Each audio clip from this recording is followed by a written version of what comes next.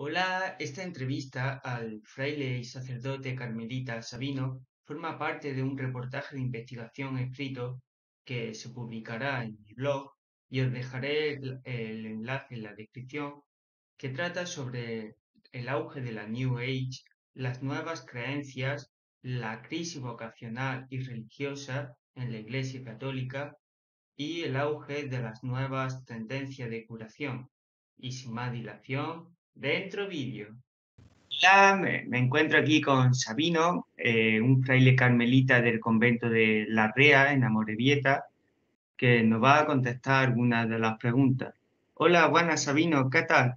Hola, bien, muy buenos días. Vamos a hablar sobre la crisis vocacional en la Iglesia Católica. Entonces, ¿por qué las vocaciones religiosas están disminuyendo en Occidente y aumentan en Oriente?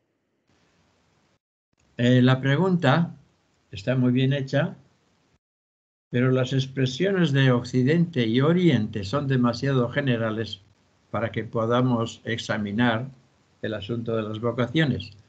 Porque en el término Occidente entra Europa, entra Nueva Zelanda, entra Australia, entra también parte de África. Entonces no puedo contestarte entre Oriente y Occidente.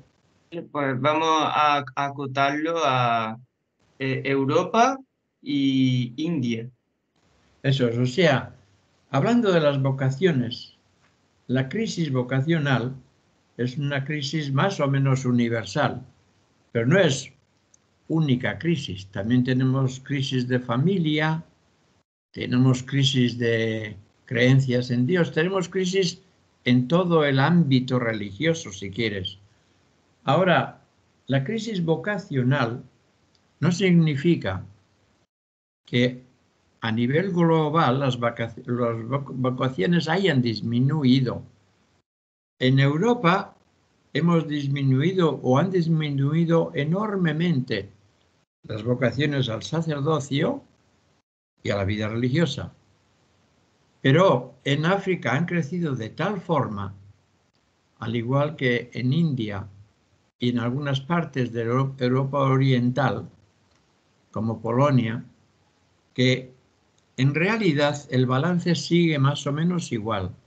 No es que haya una disminución universal de las vocaciones, es más bien local. En el occidente, refiriéndonos a Europa, las vocaciones han bajado un 90%, porque prácticamente se ha disecado o se ha secado esa fuente de juventud que solía venir por aquí. Ahora, el porqué de esa disminución. La razón principal es la natalidad. Recordamos muy bien que hace 100 años, todas las familias, en todas partes, también en Europa, teníamos 9, 10 hijos por familia. Y lo normal era que los padres animaran a alguno de sus hijos a entrar en la vida religiosa, por su fe y porque tenían otras personas que heredarían y continuarían la tradición familiar.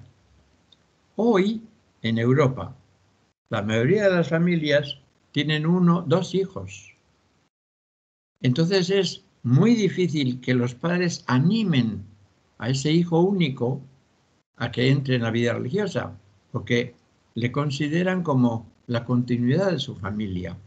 Y en ese sentido, yo veo dentro de lo normal que en Europa haya menos vocaciones, cosa que en África o en India todavía siguen teniendo muchos hijos e hijas y las vocaciones siguen adelante. Y al igual que las vocaciones, los sacramentos también están disminuyendo. ¿Se puede ver a la misma causa o causa económica? Digo. De momento yo creo que las causas son muy diferentes. Hace poco tuvimos una reunión en Vitoria y presenté yo la realidad de esta parroquia de La Rea. Y comparando, por ejemplo, el año 2018, antes de la pandemia, el año anterior a la pandemia, y este año, en el que la pandemia ya lo hemos superado aquí en esta parte de España, pero la asistencia a la iglesia los domingos ha bajado sensiblemente. El hecho de matrimonios prácticamente está desapareciendo. El año pasado pues tendríamos 15, 20 matrimonios y este año apenas hemos llegado a 3. Las primeras comuniones, que el año pasado tuvimos 150, este año no llegamos ni a 80. Lo único que se conserva a nivel normal antes del COVID y después del COVID son los funerales. Y también entre estos funerales últimamente está entrando la moda de funerales civiles. Y en ese sentido, ciertamente, está bajando la asistencia a los sacramentos y a la iglesia porque se ha enfriado la fe. Las personas en Europa parece como que no necesitamos a Dios.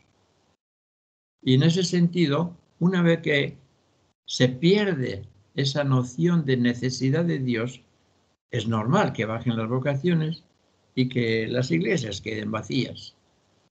En cambio, en sitios, en África y en otras partes, la religión sigue siendo muy vigorosa y no hay disminución ni en la atención a la iglesia ni en los sacramentos, porque son familias pobres, necesitan a Dios, ven la necesidad de algo en que apoyarse, cosa que en Europa hemos perdido. Hemos ganado en dinero, pero la fe se ha enfriado mucho. Nos hemos cansado de la religión. ¿Y no crees que estas causas se pueden deber a causas sociales o psicológicas, como el paso de la vida del campo a la ciudad, las nuevas prácticas altruistas que hacen el bien pero lejos de la religión o, o similares así? En ese sentido, todas las cosas van influyendo, más o menos. Pero básicamente, yo no veo uno que sean cosas psicológicas, sino al igual que hay modas que en cierto tiempo pues, se usa una cosa o se usa otra. Y a los 10, 20 años ya esa moda ha pasado y surge una nueva moda, algo nuevo. Pero también nos cansamos de eso. Y en ese sentido yo creo que la necesidad o las cosas psicológicas pues sí influyen, porque actualmente la ciencia ha avanzado tanto que nos cuesta creer lo que no vemos. Queremos entender todo. Y la religión no está para que se entienda, sino para que se crea. Benditos los que creen sin haber visto. En Europa, tal como va la ciencia, nos hemos hecho dioses. Ahora, al mismo tiempo, tenemos un montón de contradicciones, porque hay cosas que nos explican tanto progreso y hay más enfermedades que nunca.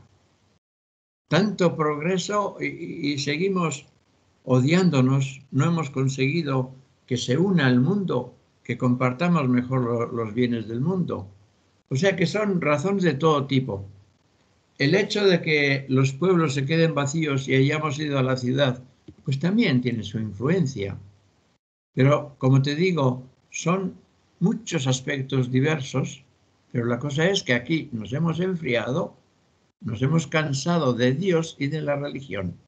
No vemos la necesidad, no sabemos creer, no queremos creer lo que no vemos, queremos entender todo y eso es imposible cuando hablamos de la religión.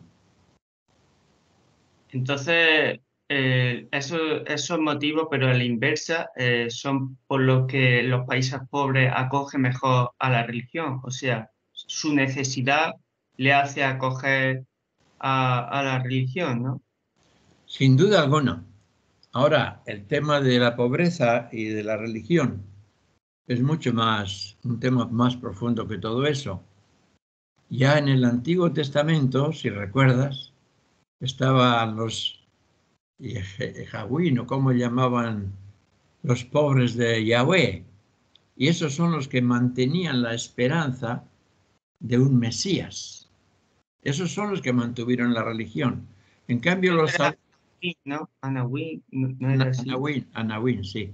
En cambio, los ricos, que eran los saduceos, pues ya no creían en la resurrección, no creían en muchas cosas, porque ellos miraban más bien la vida de este mundo, no miraban un futuro, no miraban hacia el futuro, porque tenían dinero y eran ricos.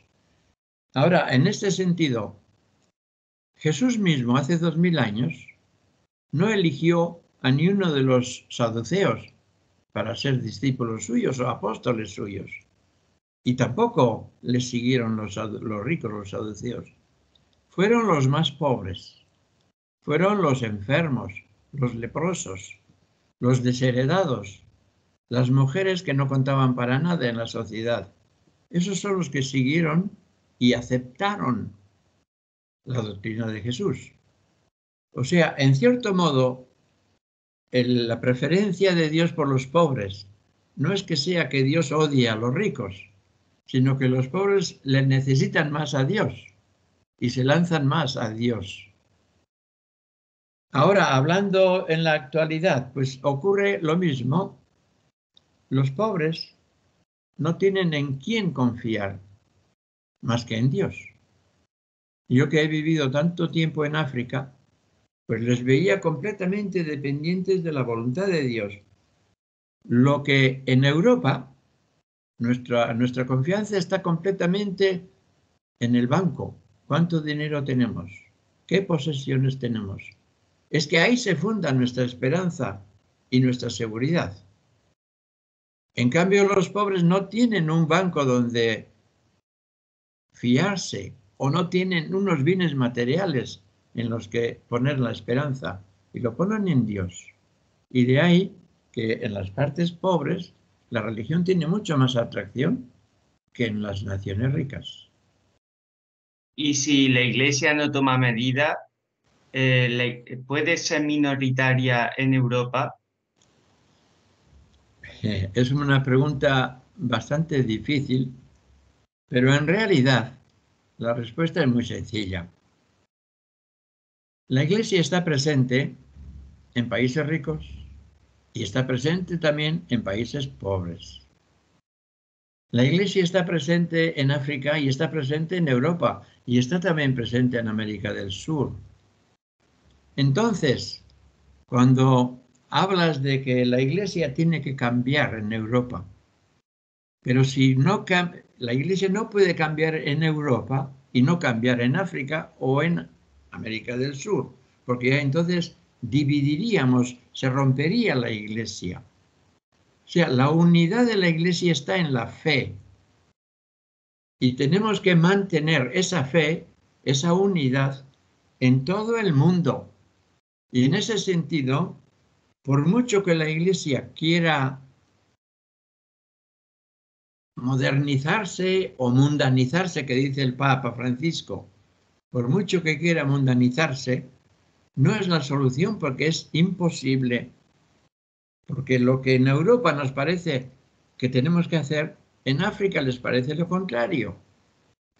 Si en Europa defendemos la libertad de sexo, si en Europa defendemos los matrimonios homosexuales, las lesbianas, en África todavía todo eso consideran un crimen y van a la cárcel. En ese sentido es muy difícil hablar de que la Iglesia tiene que modernizarse. ¿Hasta qué punto puede mundanizarse? No, es que no puede. En ese sentido, la Iglesia es una sociedad demasiado dispersa. Fíjate tú en España. Es un rinconcito, somos unos pocos. Y si vas al Parlamento, ves la diferencia de ideas, ¿verdad? Somos incapaces de unirnos en España. Pues ¿cómo esperamos unirnos en el mundo entero? Y la Iglesia, pues en los últimos años lleva a cabo reuniones mensuales entre los fieles y, y la asistencia, pues no se ve que sea muy numerosa, pero ¿crees que puede tener efectos positivos? Tú todavía creo que eres un poco joven, pero ha habido movimientos desde hace muchos, muchos, muchos años. Cuando nosotros éramos jóvenes, apareció el movimiento de los cursillos de cristiandad y parecía como que eso iba a solucionar el problema y había conversiones de todo tipo y llevaba una vida extraordinaria, una vitalidad enorme. Pero después de unos 30 años, pues ya se enfrió. Luego vinieron estos movimientos del Opus Dei, que recordarás muy bien, en España con mucha, mucha fuerza. Algo tradicional, algo querían que la Iglesia no cambie nada, que todo siga igual que hace 200 años. Y tuvo una fuerza enorme en un momento dado y poco a poco también ya se va enfriando. Actualmente tenemos movimientos de distintas cosas. Tenemos el movimiento Emaús, tenemos el movimiento por un mundo mejor. Son cosas que duran unos pocos años y luego van enfriándose, dando paso a otra cosa. Hoy tenemos las reuniones de las que hablas tú, reuniones sinodales, que son algo nuevo que el Papa Francisco está tratando de introducir para que todo el mundo tome parte en las discusiones sobre la Iglesia, sobre cómo ir adelante, y está haciendo un bien enorme, pero no es que sea la solución. Todo pasa y todo vuelve a empezar. Pero el hecho de que sea en la iglesia y no fuera hace que mucha gente desconozca esas reuniones. Actualmente es difícil desconocer algo en el mundo. Estamos de Pero se paso. debería de publicar con más frecuencia para hacerlo conocer, porque dentro de la iglesia, quien no quiera entrar, pues al final nunca va a tener esa oportunidad de conversión, ¿no? Tal como están las cosas en nuestros días, no se ve mucho interés para convertirse en esta parte occidental. Como te he dicho antes, ya no nos hace falta Dios, nos hemos enfriado. Prácticamente la mayoría de las personas siguen creyendo en Dios, pero es una creencia pasiva, o sea, sin compromiso, algo que no te obliga a nada. Y en ese sentido, las personas van buscando lo que más les interesa. Y nos enteramos muy bien de las fiestas que hay, nos enteramos de toda la política, nos enteramos de la economía, nos enteramos de la cocina. Fíjate las horas que los medios de comunicación dedican a la cocina, las horas que se dedican a la política, al deporte. Entonces, la gente no está interesada en analizar o escuchar temas religiosos. Ahora, siempre hay gente que sí, que busca a Dios. Y hay grupos que son mucho más cristianos, mucho más católicos que hace unos pocos años. Antes íbamos todos a la iglesia, pero era una cosa mucho más pasiva, menos consciente. Hoy, los pocos que vienen a la iglesia y estos grupos de jóvenes, incluso entusiastas, como has dicho tú, en cosas de ayuda civil, cosas sociales, todo eso es una maravilla. Y en ese sentido, tenemos que darnos cuenta de que estos movimientos pues sí influyen, pero es difícil influir así en la masa y abrir un interés por la vida religiosa en el mundo de hoy, aquí en Europa. En otros continentes es más fácil. ¿Y la iglesia tiene algún plan de reforma ante la escasez de sacerdotes? La Iglesia como tal, yo diría que no. Ahora, el Papa Francisco, hace, qué sé yo, unos pocos años, tuvo un sínodo y en el sínodo ese, pues se proponía ordenar de sacerdotes a hombres casados. Y en el sínodo La mayoría de ellos incluso votó a favor, pero el Papa encontró tal oposición de parte de los cardenales y de muchos obispos. Fue tal la oposición que no pudo ponerlo en práctica. Ahora en la Amazonía, que es donde se hizo el sínodo, en la Amazonía, hay obispos que han ordenado a algunas mujeres y a algunos hombres, pero es cosa local en la Amazonía, donde apenas hay sacerdotes. En otras partes, en Alemania incluso, pues hay grupos de mujeres que actúan como sacerdotisas, pero son grupos minúsculos, son rinconcitos del mundo. Pero si ves la Iglesia a nivel mundial, en África tienen más sacerdotes que nunca, porque antes no había ni uno. Fuimos los misioneros los que llevamos la religión.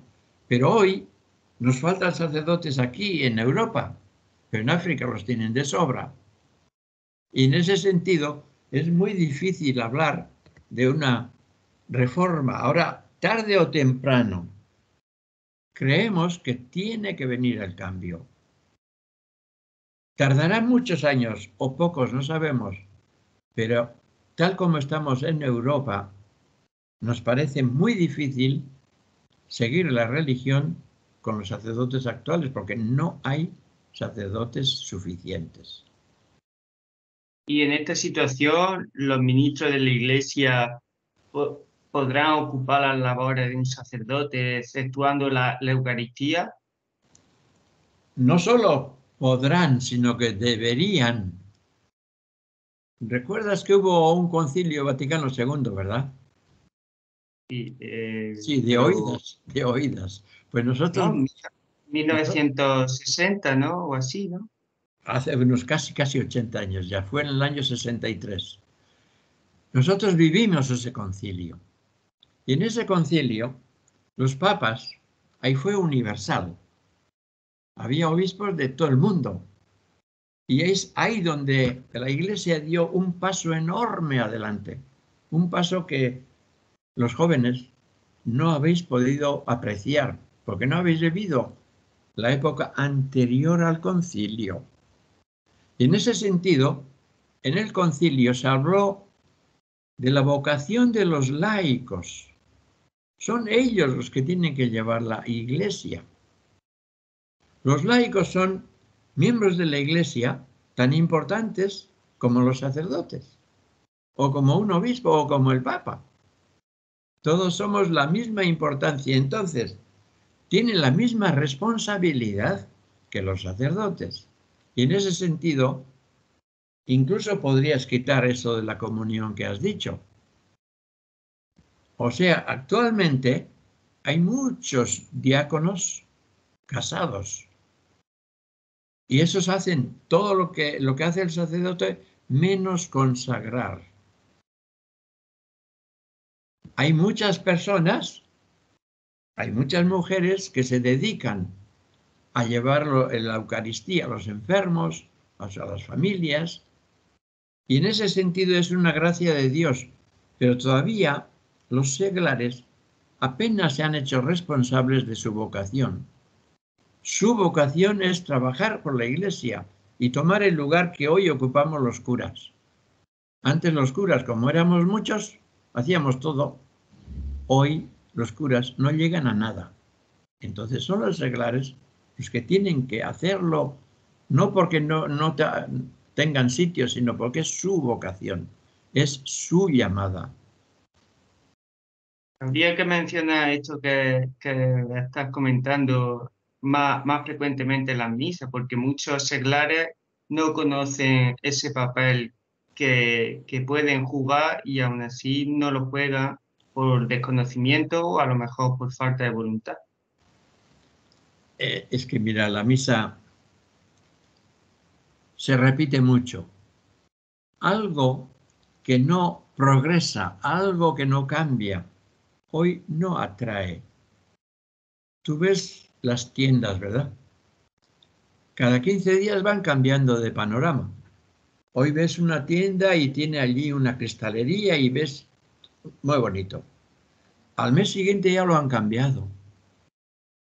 Estamos ya en noviembre. Verás tú las calles en Navidad. Cómo cambian las cosas, ¿verdad? Y eso atrae, eso llama la atención. Ahora la misa, tal como la hacemos. Empiezas y terminas sin cambiar ni una sola palabra. Entonces, aburre. Y en ese sentido, si no vivimos cada misa como algo nuevo, si no participamos como algo único de hoy, haciendo los cambios que haga falta, un día hacemos la misa por la paz en Ucrania, otro día hacemos la misa por nuestras familias donde hay tanto lío, tanta muerte, otro día hacemos la misa por los suicidios, que no se hablan de tanto de ellos, pero hay muchísimos. Si la misa cambiara, fuera más viva, y eso pueden ayudar los seglares igual que los curas. Si nos dejan a los curas, seguiremos haciendo la misma misa todos los días. Pero el día que intervengan los seglares, el día que cojan el canto los seglares, el día que hablen los seglares, la misa puede hacerse mucho más entretenida, lo mismo que te he dicho de las tiendas o de la Navidad, las calles con tantas luces y novedades.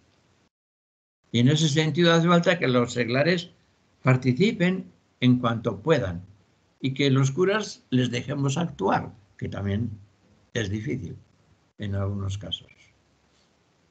Y en cuanto a las órdenes religiosas, también se vive el mismo periodo de crisis, ¿verdad? Es que al hablar de crisis vocacional ya incluyes a todo el mundo. Ahora, lo bonito es cuando hablamos de crisis de la vida religiosa. Pues sí, en Europa la crisis es que no entra nadie y los religiosos nos hemos hecho viejos. Ahora, ¿llamamos crisis a eso? No lo sé. Cuando fuimos a África, el año 1960, allí no había ni un religioso autóctono. Hoy hay más de 10.000. Allí no había ni un solo carmelita, a la orden a la que pertenezco yo, pero hoy hay más de 1.000. En ese sentido, las órdenes religiosas siguen, pero no aquí en España o en Francia o en Italia. Pero lo que disminuye aquí crece en África, lo que disminuye en Europa crece en India, y en ese sentido seguimos aumentando el número de religiosos, pero aquí en Europa vamos a desaparecer, estamos ya desapareciendo, y con Y, honra. No hace falta lamentarse. Dios es el que lleva la religión, es cosa de Dios, y no hay que asustarse por eso. y en África, ¿se podría decir que la vocación es verdadera o son efectos psicológicos de la pobreza? Ya en la primera pregunta, si mal no recuerdo, te he respondido en parte a esta pregunta. Pero Sí, es la que parte, da para mucho que hablar esta pregunta. claro que da mucho que hablar. O sea, en África, lo mismo que aquí hace 100 años, la vocación al sacerdocio era un honor. Los padres del sacerdote eran honrados, se enorgullecían, tenemos un hijo sacerdote, al igual que un hijo religioso.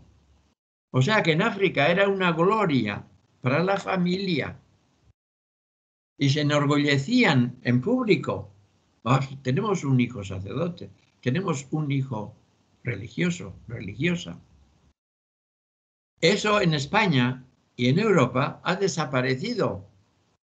Hoy el sacerdote o el religioso o la religiosa son para el museo, no son populares. O sea, no es una honra, es una desgracia. En cambio, en África todavía sigue siendo un honor muy grande. Y la persona que entra al sacerdocio o entra a la vida religiosa mejora incluso socialmente y económicamente. Al entrar en la vida religiosa se hace más rico que cuando estaba en la familia. y viste mejor y tiene más nombre. En ese sentido, sí.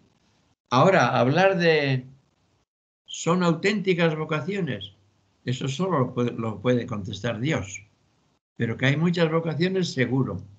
Y que hay motivos también, son motivos psicológicos, son motivos sociales, son motivos de honra, son motivos de educación, porque muchas personas buscan la educación a través de la vocación sacerdotal o religiosa. Entran ahí para educarse. En cuanto a lo que acabas de comentar, que una vez que se convierten en sacerdotes, viven mejor, visten mejor, comen mejor. ¿No crees que eso forma parte del fariseísmo que proclamaba Jesucristo? Sí, eso es que siempre se ha dicho lo mismo, pero como me has preguntado por las razones psicológicas y me has dicho a ver si son auténticas, te estoy diciendo que en parte son auténticas y en parte no. Eso es precisamente la parte negativa que te he expresado. Y los nuevos movimientos espirituales que se están dando por todo el mundo también forma parte de la crisis actual de la Iglesia Católica, ¿verdad? Vamos a ver, vamos a ver. En plan, digo yo que el Papa se habrá manifestado aportando algo al respecto, ¿no? Mm. En el libro de la sabiduría del Antiguo Testamento hablaba de que no hay nada nuevo en el mundo. Lo que pasa hoy pasó hace mucho tiempo. Y esto que llamamos hoy nueva era o New Age no es cosa de hoy. Suena muy bien decir esto es cosa de hoy. En Inglaterra, los metodistas, ya 200 años, Wesley, empezaron así, uniendo las diferentes creencias, unir diferentes religiones. Ese es la fe metodista. Y en ese sentido el movimiento empezó ya hace muchos años, este movimiento de unir todas las religiones y hacer una sola. Ahora, la Iglesia Católica no puede identificarse con este método porque para la Iglesia Católica no se trata de unir todos para ser grandes, se trata de la unidad en la fe. La Iglesia Católica es una por su fe, no por las costumbres, no por lo que canta, no por lo que reza, por la fe. Si la fe no es la misma, ya no es iglesia católica, es iglesia local. Si en África creen distinto que en Europa, ya no somos católicos, somos dos religiones distintas. En ese sentido, la unidad de la Iglesia Católica no es amontonar diferentes religiones, sino mantener la misma fe. Y es por eso que hay tanta dificultad. Ahora, Y por estos movimientos tienen la respuesta en el ecumenismo católico. O sea, lo que los papas desde Juan XXIII en especial, están pidiendo y estamos luchando en toda la Iglesia es para que nos unamos los musulmanes, los católicos, todos para un mundo mejor, pero sin cambiar nuestra fe. Los musulmanes tienen que seguir siendo musulmanes. Los hindúes tienen que seguir siendo hindúes. Los cristianos tenemos que seguir siendo cristianos, pero todos unidos, luchando por un mundo mejor. Ahí sí, ese es el New Age que busca la Iglesia Católica, la unidad de todas las religiones en el mundo. Y recuerdas, los papas cuando han visitado naciones de mayoría musulmana, se juntan siempre con los líderes musulmanes, van incluso a las sinagogas buscando esa unidad, pero no exigiendo un cambio de fe. La Iglesia no puede cambiar de fe. El Dios en África tiene que ser el mismo Dios que en Europa, que en América, que en Oceanía. No podemos cambiar nuestra fe, pero podemos unirnos todas las religiones para mejorar el y mundo. Y las personas se unen a nuevos grupos como la New Age para encontrar una nueva forma de llevar su vida lejos del tradicionalismo que, que imparten las religiones actuales. Ese movimiento de buscar novedades es inherente a la naturaleza humana. Las personas humanas necesitamos algo espiritual, o sea, tenemos una necesidad de la que no nos damos cuenta. Antiguamente, los católicos nos confesábamos cada 15 días, cada semana incluso, y eso desapareció. Pero en la medida en que iba desapareciendo el sacramento de la reconciliación, que antes se llamaba confesión, las personas necesitaban un psicólogo, iban a un psiquiatra, iban a esos que aciertan el futuro por la noche. O sea, si tú dejas una cosa, pero necesitas otra, porque es una necesidad inherente de la persona humana. Y esa necesidad han tenido nuestros antepasados de hace 10.000 años y buscaban algo en las cuevas y pintaban sus inquietudes religiosas. Ahora, este entusiasmo por cambiar, entran en iglesias evangélicas, salen de una iglesia y entran en otra, son la necesidad humana de tener algo espiritual. Es algo que necesitamos, pero no tiene ni una importancia. El hecho de que un católico entre en una denominación protestante, si es que sigue creyendo en Jesús y en el mismo Dios, no tiene ni una importancia.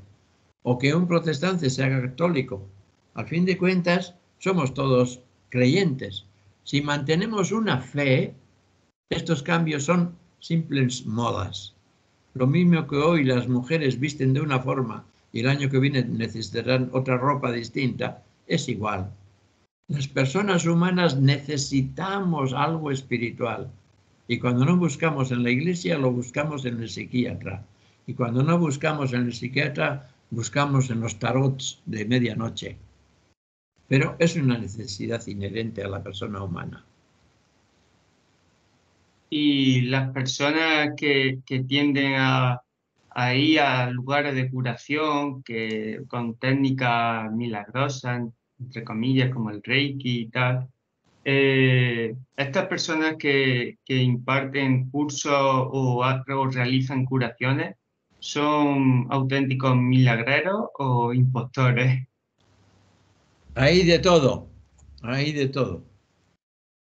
Recuerdo que hace unos años hicimos unos cursillos de bastante largos e importantes sobre la capellanía en los hospitales. Y allí nos inculcaban, pero muy fuertemente, el hecho de acercarnos físicamente al enfermo, o sea, imponer las manos en su frente, tocar las manos, porque dicen que en el cuerpo humano hay un poder, hay algo que puede pasar de una persona a otra. O sea, hay un poder, que eso es lo que llaman el Reiki, el hecho de imponer las manos y curar al enfermo, que tu salud, a través de tus manos, cercanos al enfermo, tocando la frente del enfermo, curen al enfermo también. Y este poder, en algunas personas es un poder auténtico, pero depende mucho de las personas. Cuando estábamos en África, necesitábamos buscar agua subterránea. Y nos hablaron de un método que tú coges una rama con dos, agarras una rama en triángulo y donde había agua subterránea, esa rama se dobla y te fuerza en las manos. Y entre nosotros hubo dos personas, dos frailes, que les ocurría eso y encontraban agua por todas partes. Pues yo intenté también. A mí no me pasaba nada de eso. O sea, mi cuerpo no tenía esa fuerza espiritual, no tenía esa calidad espiritual. O sea, en mi caso, si hubiera dicho que yo encontraba agua subterránea, estaría mintiendo, porque no he podido. En cambio, mis dos compañeros encontraban agua y ahí iban por los pueblos buscando agua y había agua. O sea, era real. Hay personas que tienen un poder espiritual y curan a los enfermos imponiendo sus manos, tocando la frente. Y hay otras personas que no, que simplemente tratan de imitar, pero no tienen ese espíritu, ese carisma. Y en ese sentido ya te digo, hay mucho de trampa y también de verdad. Entonces puede ser que existan los lugares con energía telúrica que logren milagros, así como se dice que en Lourdes hay mucha energía positiva que logra hacer milagros y tal. Bueno, ya me metes en el terreno de los milagros. Eso ya es mucho, es de la fe. O sea, Jesús curaba a los enfermos, pero el enfermo estaba tan convencido de que le iba a curar que psicológicamente se curaba. Estaba tan convencido de que este me va a hacer andar que se ponía en pie y andaba. Y algunas religiones, especialmente protestantes, de tipo carismático, han tratado de hacer eso. O sea, se trata de el brainwash, el convencer a un enfermo de que te estás curando, te has curado. Y hay veces que ese convencimiento pues hace el milagro. Y ese enfermo que no podía andar comienza a andar. Ahora, en muchos casos es un brainwash, es falso. Puede trabajar durante 15 días y a los 20 días vuelves a lo que estabas o a peor de lo que estabas antes. Pero ahora, si me hablas de Lourdes, si me hablas de Fátima, pues los milagros son cuestión de fe y son cosas de Dios. No solo en Lourdes o en Fátima, sino me refiero a aquellos lugares de los antiguos druidas celtas Uh-huh. en los que se han construido catedrales sobre antiguas ruinas de los druidas, donde se decía que había mucha energía telúrica. Sí, sí, sí, sí. Y es que depende de tantas cosas que todavía no sabemos. Hablando de esas energías, recuerdo que en un libro escrito por un jesuita hace muchos años, hablaba de cuerpos que no se habían destruido. O sea, cuerpos de difuntos enterrados hace 20 años que se mantenían incorruptos. Y encontró sitios, cementerios, en los que había bastantes personas incorruptas. Y empezó a estudiar la situación y tal. Y había ciertas fuerzas en la tierra, en la atmósfera, en el ambiente de esos lugares en los que el cuerpo se mantenía incorrupto. Ahora, lo que antes decíamos, el ser incorrupto, pues es un milagro de Dios, como en el caso de Santa Teresa o en tantos otros casos. Pero para el jesuita ese había también otras fuerzas telúricas que dices tú de la naturaleza misma que te hacen que se conserven. En ese caso, es Dios, es la naturaleza, son las circunstancias, pues todo se junta. Pero es muy difícil delimitar exactamente qué es auténtico, qué no es auténtico, qué es de Dios y qué es de la naturaleza.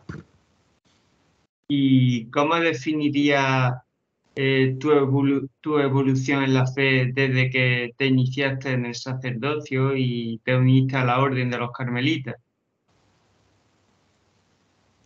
Vamos a ver, la evolución en la fe no hay evolución. La fe es la misma siempre. Ahora, el entender, cómo entendemos esa fe, cómo expresamos esa fe, cómo concebimos a ese Dios en el que creemos, ahí yo he cambiado absolutamente. Como te he dicho, yo viví casi 22 años antes del Concilio Vaticano II. Y entonces la expresión de mi fe era completamente distinto al de hoy.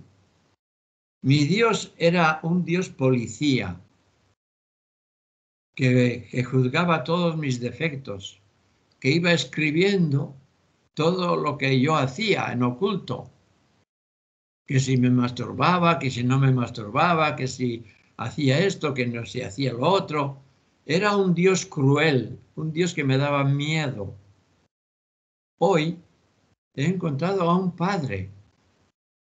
Dios es un Padre, es una madre que me ama y que no ni mira mis defectos porque me ama tal como soy, con todos mis defectos, y me lleva de su mano. Entonces, no ha cambiado mi fe en Dios, pero ha cambiado mi imagen de Dios.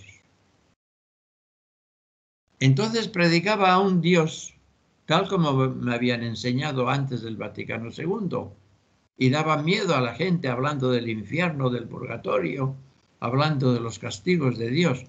Hoy ya no puedo predicar a ese Dios, me avergonzaría. Hoy predico a un Dios Padre, a un Dios que ama al mundo y que quiere salvarlo, a un Dios que nos quiere a todos. Y en ese sentido, no he cambiado de fe, pero he cambiado mucho en el cómo la imagen que tengo de Dios, la imagen que tengo de la Iglesia, la imagen que tengo de las personas. Antes quería salvarme a mí mismo, hoy me preocupo de salvar a los demás. No me preocupo de mí mismo, porque Dios me cuidará a mí. Yo tengo que preocuparme de los demás. Y para finalizar la entrevista, Sabino, ¿qué consejo le daría a los jóvenes que se están iniciando o convirtiendo a la religión católica para que la sigan desde su lugar laico o como religioso o sacerdote? Mi consejo sería la apertura a los valores de Dios. El darnos cuenta de que una sociedad sin Dios se autodestruye. Un futuro sin Dios no es futuro. Cuando arrinconamos a Dios, la sociedad se derrumba. Y estamos viendo esta sociedad de hoy, en la que hay muchas cosas buenas, pero hay muchas cosas más malas. Esta división en el mundo, estas guerras, el no compartir la riqueza en el mundo, el no preocuparnos de los pobres en el mundo, todo esto los jóvenes lo tienen que ver para dar sentido a su vida de futuro. Que confíen en Dios y que se abran a los caminos de Dios. Pues muchas gracias, Sabino, por participar en mi proyecto. Hemos llegado al final de esta entrevista y me alegra mucho haberme encontrado con usted. Pues nada, Muchísimas gracias. ¿Vale? encantado, encantado de todas tus preguntas, y las respuestas son más difíciles, pero has preguntado muy bien. Gracias. Gracias a ti. Adiós. Adiós.